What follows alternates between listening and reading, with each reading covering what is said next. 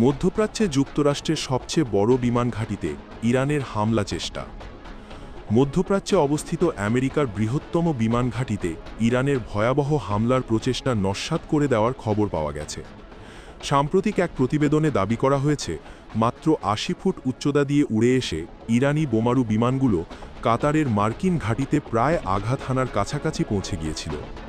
ঘটনার সূত্রপাত হয় ইসরায়েল ও যুক্তরাষ্ট্রের যৌথ বিমান হামলায় ইরানের সর্বোচ্চ নেতা আয়াতুল্লাহ আলী খামেনির মৃত্যুর পর।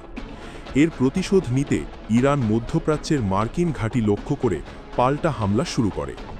সিএনএনের বরাত দিয়ে জানা গেছে, গত সোমবার ইরানের বিপ্লবী গার্ড কোর দুটি সোভিয়েত আমলের সু-24 ট্যাকটিক্যাল বোমারু বিমান কাতারের আল উদেইদ বিমান ঘাঁটি এবং গুরুত্বপূর্ণ প্রাকৃতিক গ্যাস প্রক্রিয়াকরণ কেন্দ্র রাস লাফান অভিমুখে পাঠায়।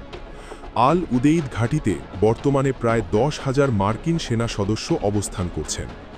সূত্রের খবর অনুযায়ী ইরানি বিমানগুলো যখন লক্ষ্যবস্তু থেকে মাত্র 2 মিনিটের দূরত্বে ছিল, তখন সেগুলোকে শনাক্ত করা হয়।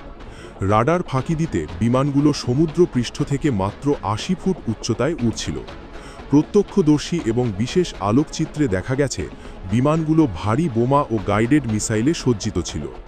কাতার বিমানবাহিনীর পক্ষ থেকে রেডিও বার্তার মাধ্যমে বিমানগুলোকে বারবার সতর্ক করা হলেও ইরানের পক্ষ থেকে কোনো সাড়া পাওয়া যায়নি।